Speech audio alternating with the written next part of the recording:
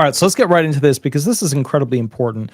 We are getting late breaking, very like right now kind of news related to the Social Security program, also VA benefits and Project 2025. Now, of course, Trump back in the day said, no, we are not going to do anything with Project 2025. He said, no, I have nothing to do with it. I haven't read it. I don't know what's going on with it, etc. However, the kicker is, just to be very clear, the Project 2025 author, Russell Vought, has been confirmed by the Senate. So, bottom line is this. I'm going to read to you from this article. It is Forbes.com. Allison Turkey, basic bottom top line is this. The Senate on Thursday confirmed Russell Vought as the director of the Office of Management and Budget over Democrats' opposition. Of course, because their main thing against the Republicans was against Project 2025. After Vought served as a co-author and reported architect of the controversial right-wing policy agenda Project 2025, one of the several contributors to the document that have now been elevated to major roles in President Donald Trump's White House. So here's some of the details. Trump names several administration picks who have ties to Project 2025, an agenda crafted by the Heritage Foundation and other conservative groups that proposes a total overhaul of the executive branch in a second Trump administration, even as he has publicly denounced the project.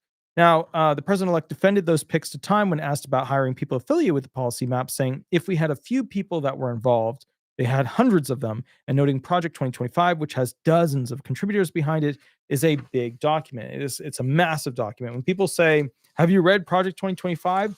I know very few people that have actually read the document because it's hundreds and hundreds and hundreds and hundreds of pages.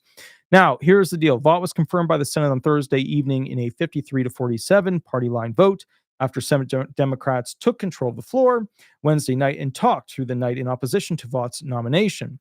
In addition to his ties to Project 2025, Democrats have also denounced Vaught's reported role in the Trump administration's decision to halt most federal spending, which was later blocked in court, and the nominee's refusal at his confirmation hearing to say whether he would follow a federal law banning presidents from withholding congressionally approved funds. Because remember, the whole argument here is about whether or not if something was congressionally approved, can they go ahead and spend the money? Can they pull back the money, etc.?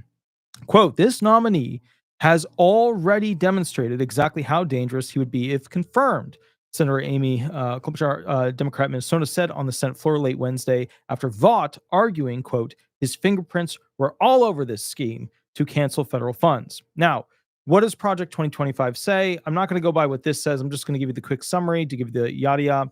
Basically, the 2025 Project 2025 document says FRA, full retirement age. It's 67 right now. Well, technically it's 66 and, like 10, 11-ish months, but it's 67. That's where ultimately it will end up and it will stay. They want to increase that full retirement age to 69. Reduction in worth of benefits for a program that, let's call it like it is, retirement benefits, that has lost its purposeful value due to dollar devaluation. So the ironic thing is the Republicans are trying to fix the, Democrats' not so well handling of the US dollar over the past 4 years. And their fix to it is basically screwing over the retired, which includes the Republican retired. It also wants to automate heavily the disability process.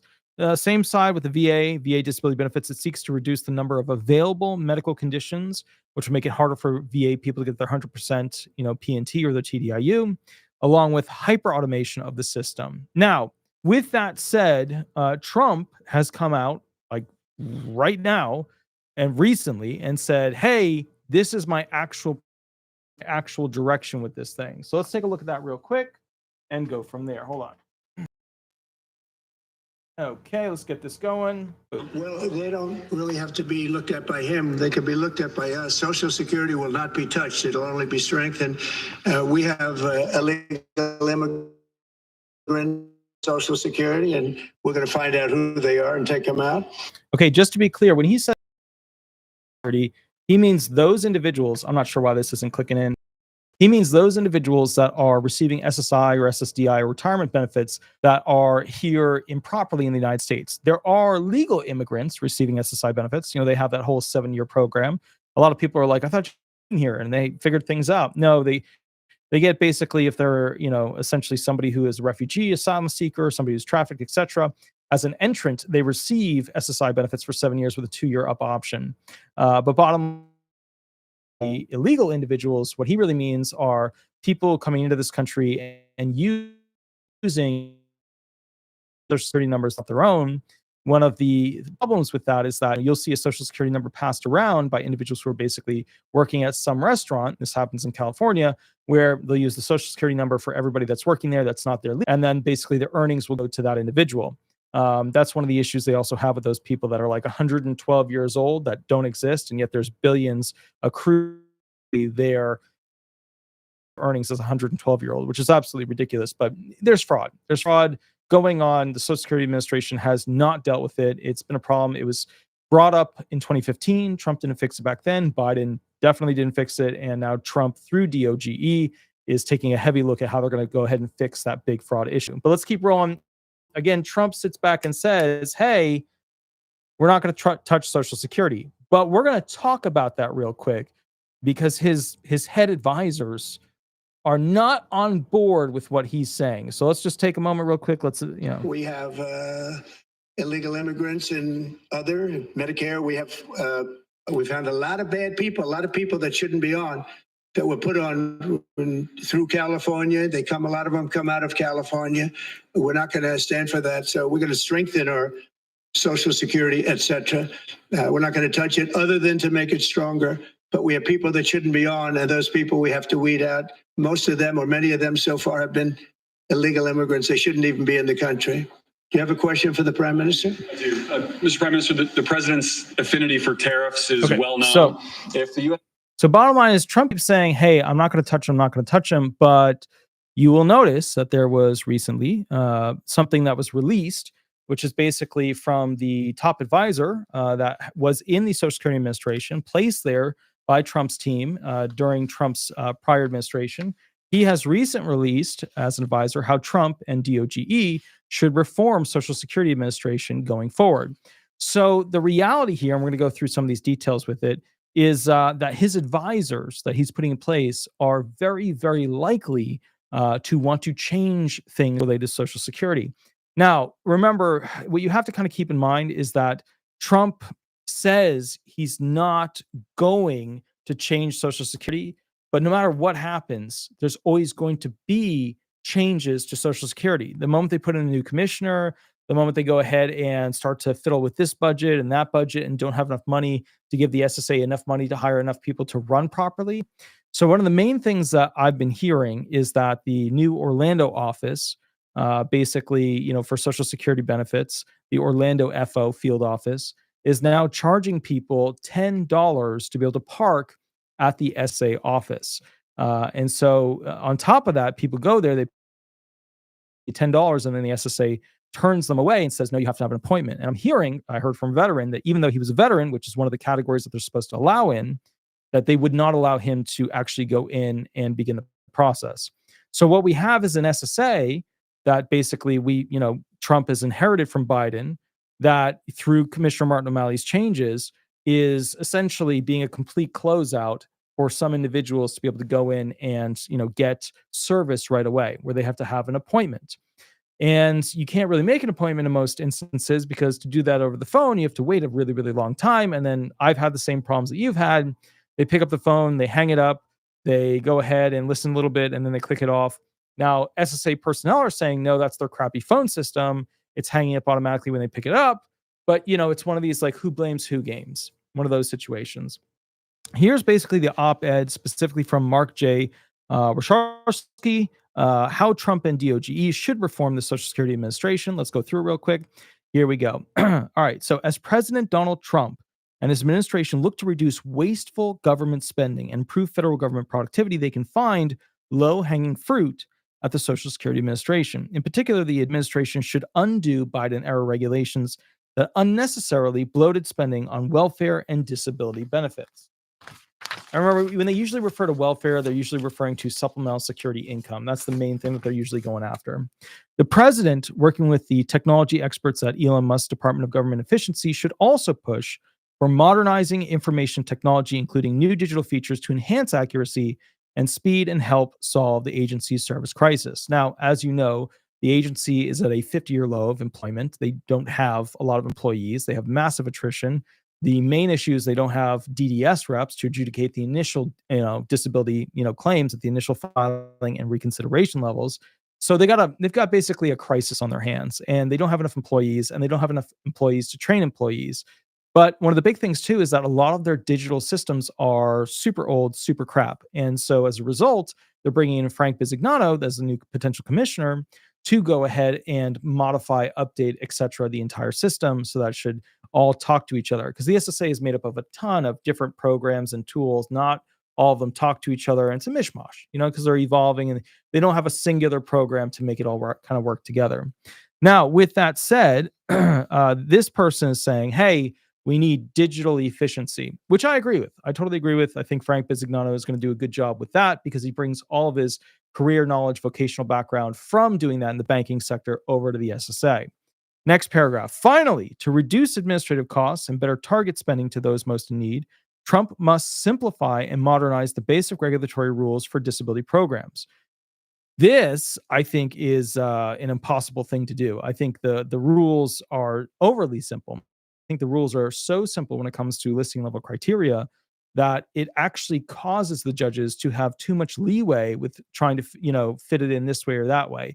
They're not, specific enough with a lot of details. They should be, in my opinion, more detailed so that we have more regulatory understanding as to exactly what they should be looking for listing level criteria.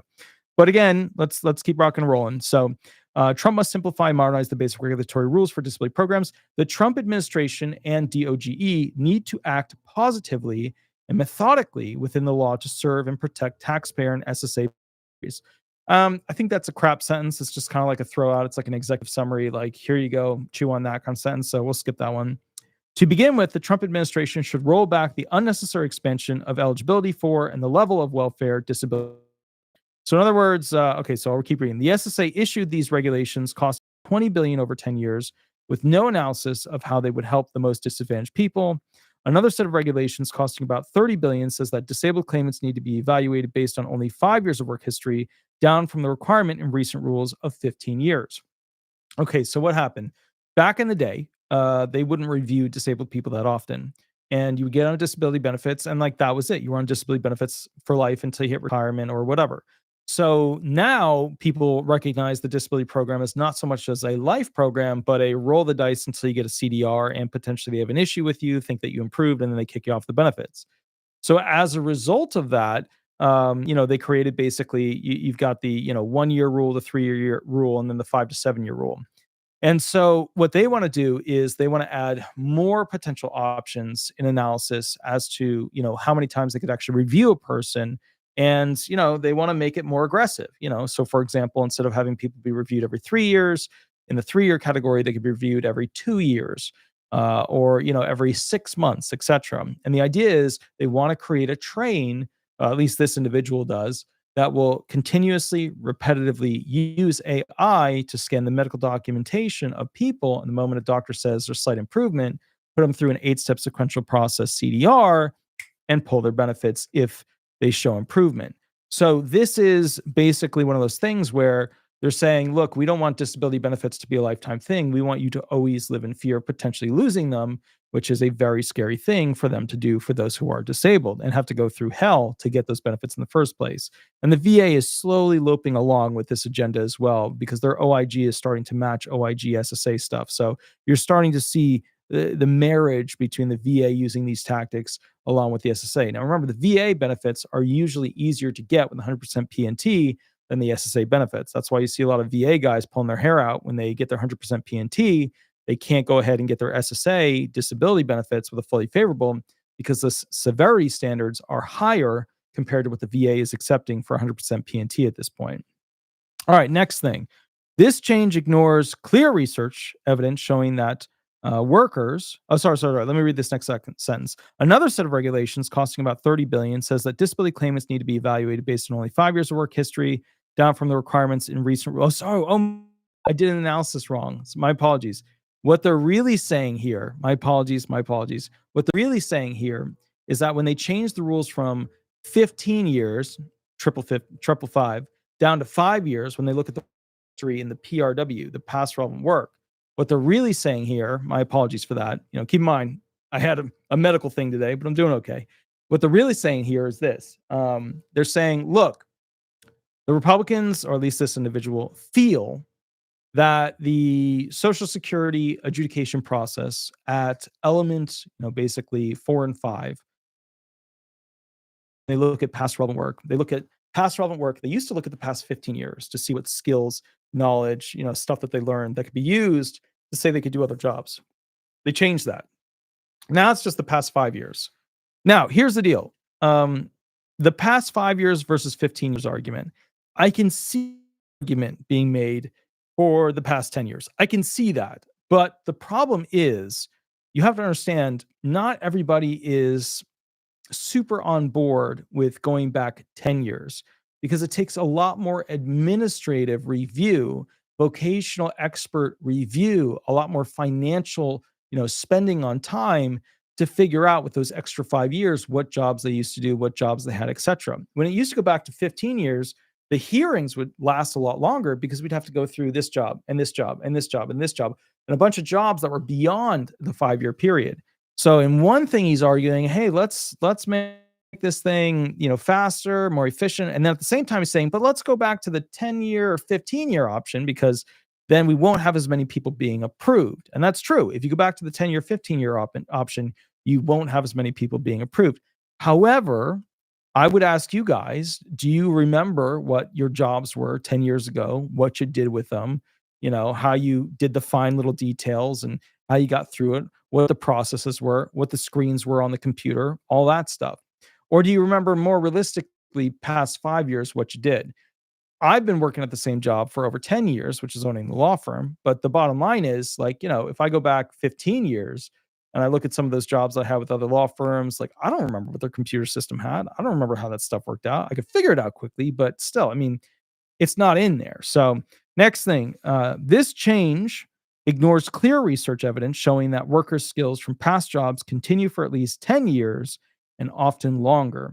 Another set of administrative actions costing about $10 billion essentially forgives the collection of old overpayments made by SSA to beneficiaries. All right, so the first sentence there, he's saying, hey, bottom line, this is a situation where, he thinks it shouldn't be 5 years where we look back to what types of jobs they did. He thinks it should be 10 years. The second sentence, another set of administrative actions costing about $10 billion essentially forgives the collection of old overpayments made by the SSA to beneficiaries. Now here's Leanne, thank you for the $20 donation. That's absolutely amazing. You got to catch up with me too. I think I saw that you texted me, so I'll have to catch up with you. Says, go rest, Walter, and thank you for all you do to help you gave me. Absolutely. With that said, I had a medical thing today. Had an endoscopy, colonoscopy. They did find hernia stuff. They did not find cancer, which was my big thing because, as you know, I have a problem with the esophageal Barrett's esophagus, and I was a bad patient for decades. And as a result of that, the concern, because my voice is often like this and it's getting craggly, is that there was some cancer there, which is not a good thing because if there's cancer there, depending on how bad it is, you got 3 to 5 years to live kind of gig. So bottom line was very good result today. And it was a very good outcome. They still have to send stuff off to the lab, but the bottom line is you're stuck with me. So this is good. This is very good. No me passing away gig. So what he's saying here is another set of administrative actions costing about $10 billion essentially forgives a collection of old overpayments made by SSA to beneficiaries. So what's happening here, just so you guys are fully aware, is that he's saying in one of his cheek that, hey, we shouldn't be, waiving all these overpayments that are, we shouldn't be forgiving overpayments just where the SSA screwed up and maybe they screwed up a little, maybe the claimant screwed up a little. We shouldn't be doing that. But remember, the Commissioner Kijakazi at that time, and then Commissioner Martin O'Malley were dragged in front of Congress to say why they had so many overpayments that were not getting fixed, that were not being taken care of. And remember, just so everybody's on the same page here, in 2024, it was ordered by Commissioner Martin O'Malley to take all of the, most of the CDR people, right, and the overpayment people and put them onto processing the overload amount. It's at 1.12 right now, a backlog of claimants.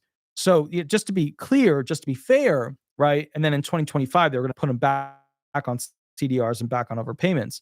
Just to be clear, SSA doesn't have enough employees to deal with all these overpayments. In many regards, with many of these overpayments, the time it takes to communicate with the claimant, work out a settlement agreement where they're going to pay a monthly amount to pay it back, and blah, blah, blah, blah, blah. The administration part of it, of having to pay somebody to do that, follow up with them, blah, blah, blah, blah, blah, costs more than the couple grand overpayment that exists. So, forgiving these is the fastest, quickest way, for these smaller ones to get rid of overload of overpayments, which is what Congress hit up the Social Security Administration to do. So I don't agree with him on this. I understand that he's been part of the SSA. I understand he's going to be back in the SSA. I don't think he fully understands how bad the overpayment situation is, but he is doing this to ramp himself up to be put back into the SSA. Next one.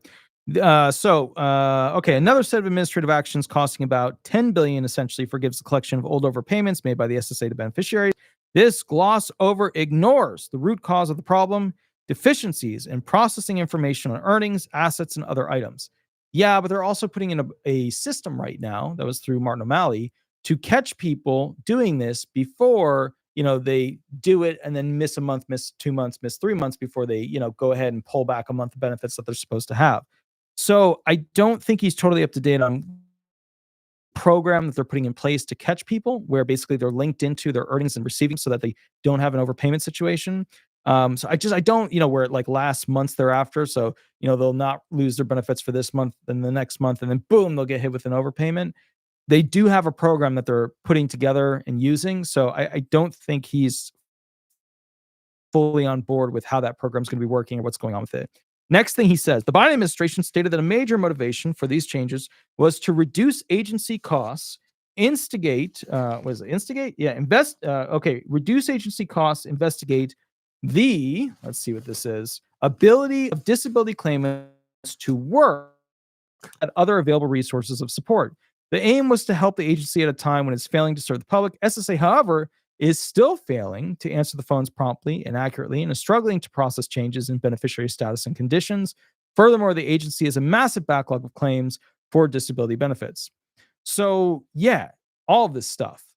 But I doubt this guy, because he's on the Republican side, is going to be arguing to raise the budget of the SSA to hire more people that have enough talent. And remember, the SSA is not a good first job for people. And they've been getting a lot of straight out of college people that are just not with the talent that they need to do this. The SSA job doesn't pay a lot, which means you're going to get, fresh out of college people.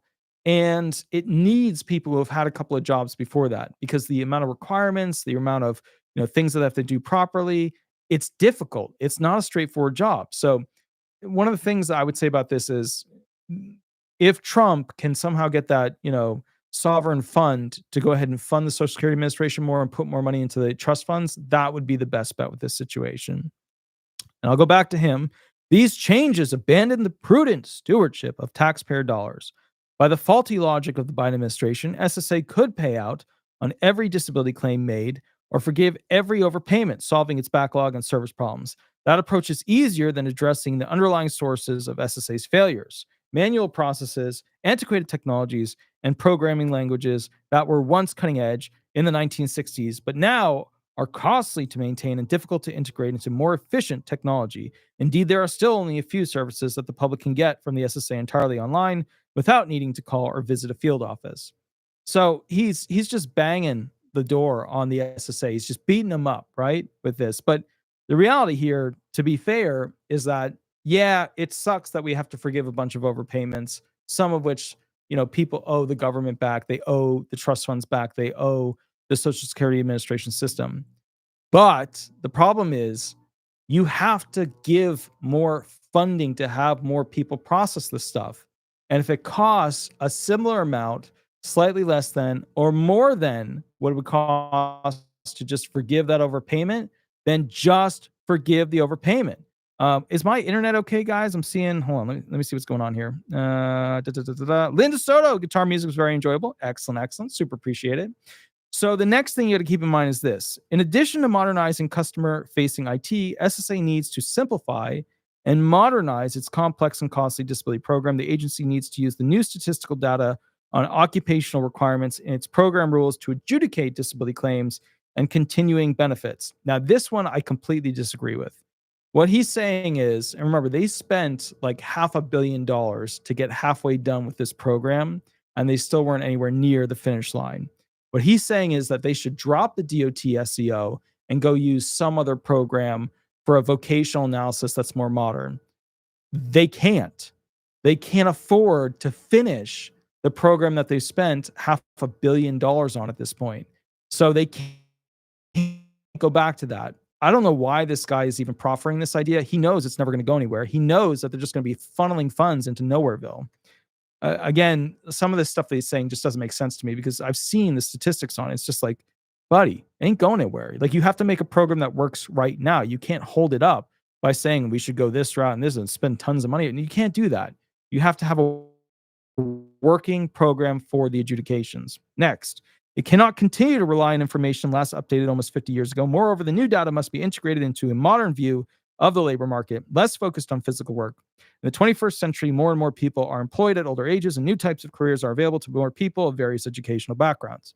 So what he's arguing is he wants a new vocational system in place that will have a bunch of computer jobs, laptop jobs that can be done from home, so that he can find new ways to deny more claimants from getting disability benefits. And his thinking is, people have more skills. He wants to change the grid out. So basically what he's getting at is, okay, maybe we change the grid outs from, 50, 55, 60 to, basically a 55, 60, 65 system. So that 50-year-olds have a really tough time getting onto the disability program.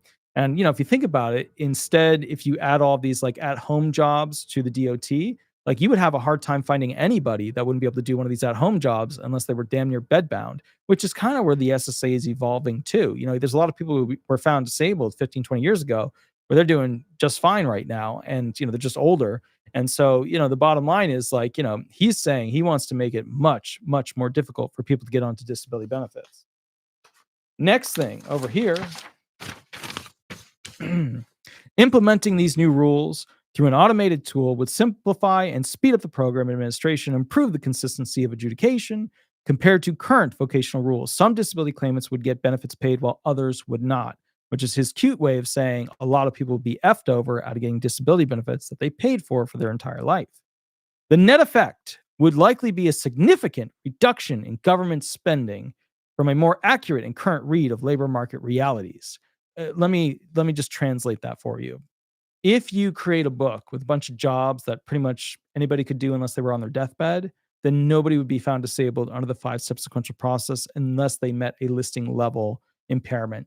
And a listing level impairment, just to give you an understanding of that, and I always go back to this one, an amputee would mean that that amputee would have to lose both their hands or both their feet or one of their legs and half their hip to be considered disabled. So extremely severe, right?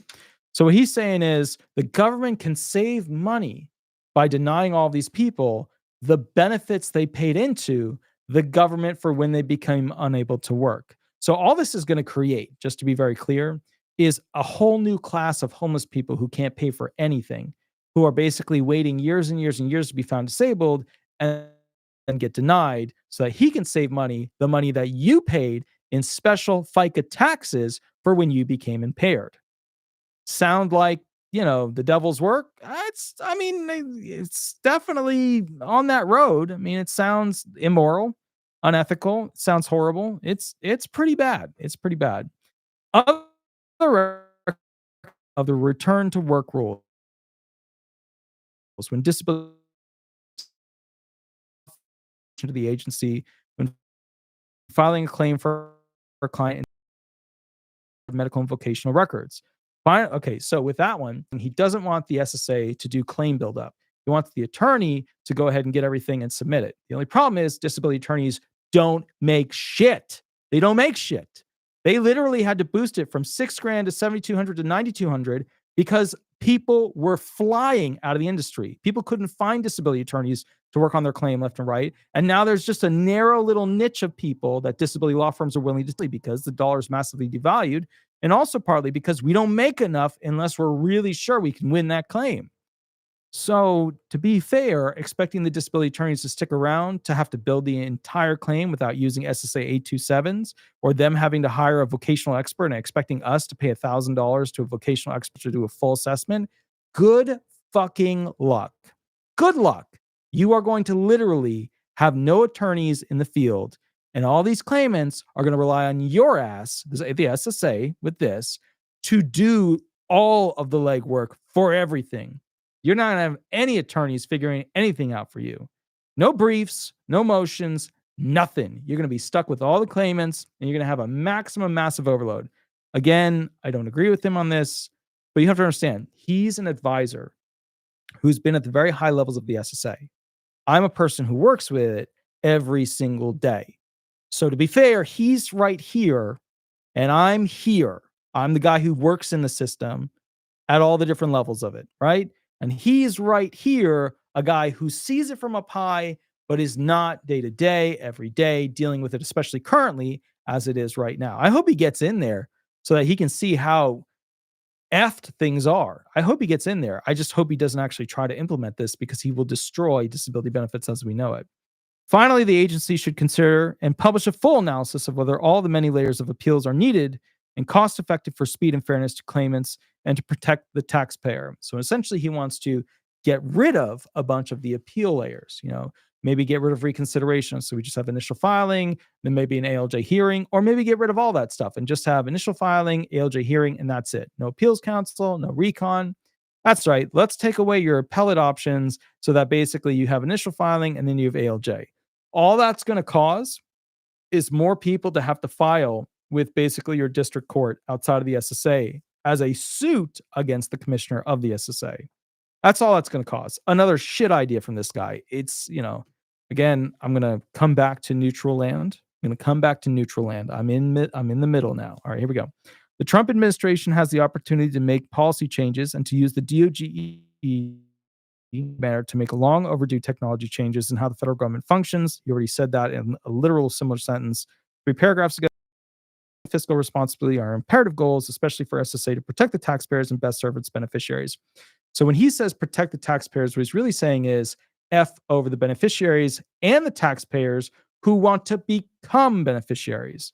Anyways, the point is, let me read to you a story that the Democrats released basically when Biden was coming in about this particular individual. Okay. This was from Raw Story Published. So, quote, clean house of every last Trumpist. This is going to be very left leaning. So this is going to be very Democrat, push. Clean house of every last Trumpist. Joe Biden urged to keep firing spree going by sacking Social Security holdovers. This is by Jake Johnson, Common Dreams, January 1st, 2021. After President Joe Biden kicked off his White House tenure Wednesday by sacking several corrupt and incompetent holdovers from the Trump administration, including Labor Board Attorney Peter Robb and CFPB Director Kathy Kreninger, progressives are urging the newly inaugurated president to keep the firing spree going by terminating his predecessor's right-wing appointees at the Social Security Administration.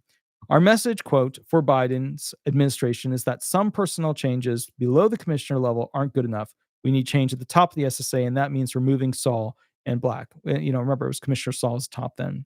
Quote, Donald Trump's cronies at the Social Security Administration are undermining our Social Security system, including underpaying tens of thousands of beneficiaries. Advocacy group Social Security Works tweeted Thursday morning, President Joe Biden needs to clean house at the Social Security Administration immediately.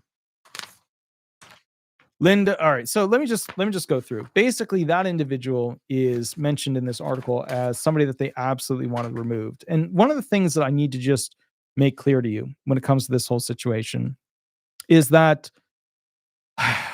the bottom line is that we are not seeing a setup for Social Security disability to be protected. We are not seeing a platform of people for the Social Security Administration to be able to find people disabled in the manner in which they were. We are seeing a platform where Trump said he wasn't going to touch these Project 2025 people with a 10-foot pole. And now all of a sudden, a lot of them are basically getting in. So we are seeing a platform which is converting, a lot of the good work that Martin O'Malley did into a shit show of essentially, look,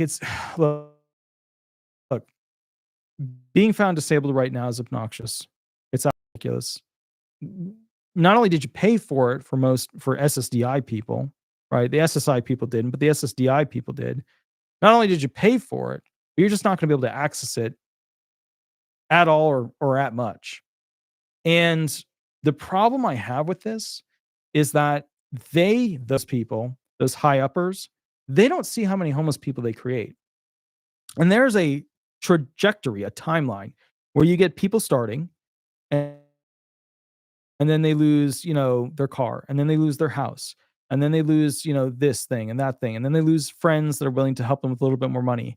Then they start to become quasi homeless, couch to couch. Then they become full on homeless where they're going to homeless centers. That thinking right there is going to create entire classes of disabled people that are homeless.